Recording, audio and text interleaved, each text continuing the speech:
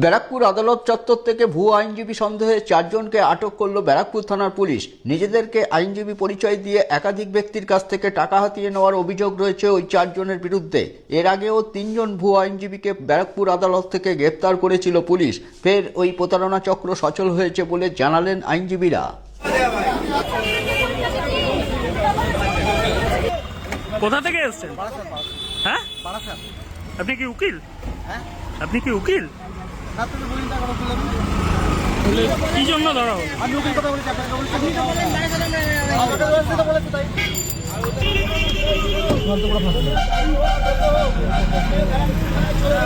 আজকে আপনি দেখতে পাচ্ছেন এখানে আরো অনেকজন লোকজন জড়ো হয়েছে, সাধারণ মানুষ।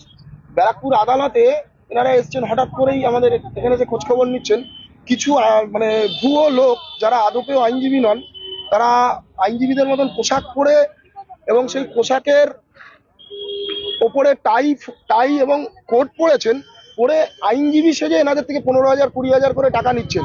এবং ওনারা যখন আমাদের সঙ্গে যোগাযোগ করেন আদালতে এসে, আমরা তো চিন্তিত হয়ে পড়ি, যে কারণ এর আগে এই ঘটনা ঘটেছে। তন্ময় একটা নাম বলছেন ওনারা, এর আগে তন্ময় দাশগুপ্ত এই নামে একটি লোক এর আগেও 3 জন এরকম আইনজীবী সাজিয়ে পাঠিয়েছিলেন তারা ভুয়ো আইনজীবী, মানে তাদের কোনো বৈধ ডিগ্রি পর্যন্ত নেই, উচ্চ মাধ্যমিক পাশও নন। তাদেরকে অ্যারেস্ট করে ব্যারাকপুর থানা নিয়ে গিয়েছিল, পিসিও ছিল তারা। সেই চক্র আবার অ্যাক্টিভ হয়েছে এই আদালত চত্বরের বাইরে মানুষের থেকে, সাধারণ মানুষের থেকে এইভাবে টাকা তোলার জন্য।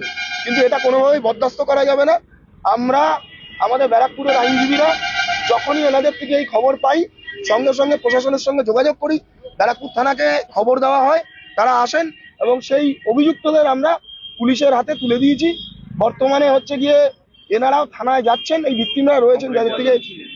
এখানে প্রচুর লোক রয়েছে, প্রায় 50-60 জনের থেকে টাকা পয়সা নিয়েছে। আইনজীবী শুধু নয়, তারা আমাদের অ্যাডভোকেটের যে ইউনিফর্ম, এই অ্যাডভোকেটের ইউনিফর্ম তারা পরিহিত ছিল, ব্ল্যাক কোট পরেছিল। এবং একজন ভদ্রমহিলা, তিনি যখন ধরা পড়েন, শুরুতে ব্ল্যাক কোট, টাই এবং সমস্ত আইনি পোশাক পরে, মানে আইনজীবীদের পোশাক পরে তিনি নিজেকে আইনজীবী ক্লেম করেন, বলেন আমি আইনজীবী।